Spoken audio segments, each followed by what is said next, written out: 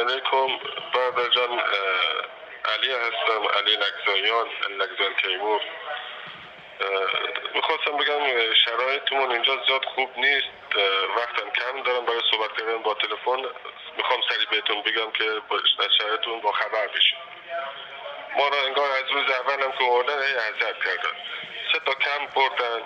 هر کمپی هم که رفتیم جلومون یک برگه گذاشتن، گفتن که اینو امضا کنین، 1 سال شما رو اینو امضا کنین. اصلا به اجبار وقتی خوندیم نگاه کردیم روش نوشته که اینو اگه امضا کنین 1 سال شما رو اینجا نگه میداریم.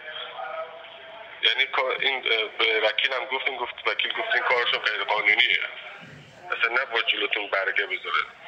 بعدش هم ما رو هر کمپی که رفتیم زیر فشار گذاشتن، گفتن شما رو ما دیپورت میکنیم. الان هم آوردن ما رو، اصلا خود وکیلمونم تعجب میکنیم که به چه علت شما رو 3 بار جابجا کردن و به 3 کمپ مختلف بردن.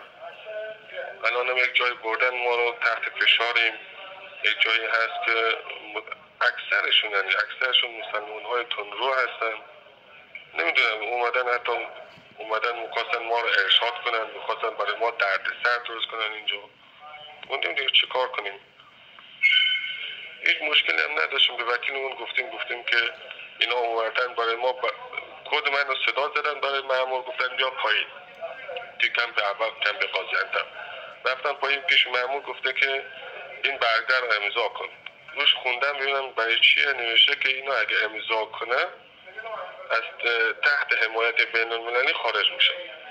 وکیل گفته نه، این کارش اشتباهه، کار غیر قانونی، میخواد تو رو از زیر پوشش حمایت بین‌المللی خارج کنه و دیپورتت کنه.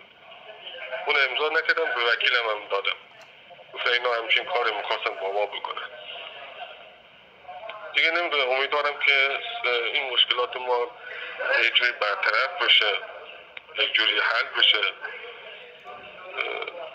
به هر حال همچین مشکلاتی هست اینجا، هم خیلی اوضاع وخیمه، شرایط خیلی ناجوره، خیلی دردسر برای ما درست میکنن، حتی همین مهاجرا.